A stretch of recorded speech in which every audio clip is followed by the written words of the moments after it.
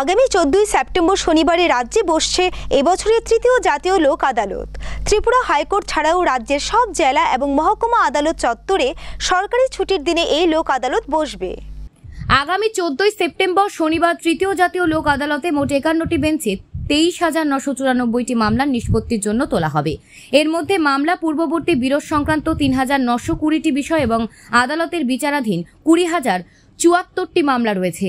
জাতীয় লোক আদালতে মোটর দুর্ঘটনার ক্ষতিপূরণ মামলা 370টি, ব্যাংক ঋণ পরিশোধ সংক্রান্ত 3,205টি মামলা, আপোষযোগ্য ফৌজদারি বিরোধের 17,777টি মামলা, বৈবাহিক বিরোধের 286টি মামলা, চেক বাউন্স সংক্রান্ত 1,601টি মামলা, চাকরি সংক্রান্ত বিষয় 11টি এবং দেওয়ানি সংক্রান্ত 16টি মামলার নিষ্পত্তির জন্য তোলা হবে।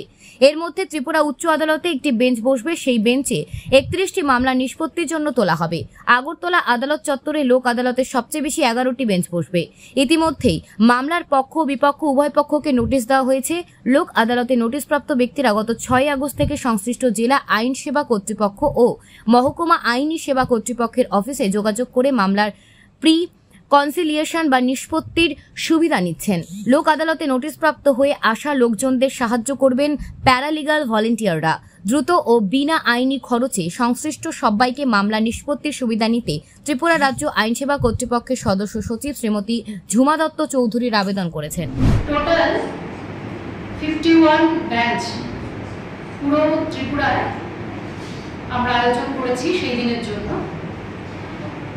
আমরা মিডিয়া বন্ধুদের মাধ্যমে নোটিশ প্রাপ্ত ব্যক্তিদের উদ্দেশ্যে একটাই অনুরোধ রাখব, আপনারা আগামী 14 সেপ্টেম্বর আপনারা যে কোর্ট থেকে নোটিশগুলো পেয়েছেন সেই সমস্ত সংশ্লিষ্ট কোর্টগুলোতে আপনারা যথাসময়ে পৌঁছবেন এবং আপনাদের এই যে লোক আদালত আয়োজনের যে উদ্দেশ্য তার সুফলতা সেটা গ্রহণ করবেন।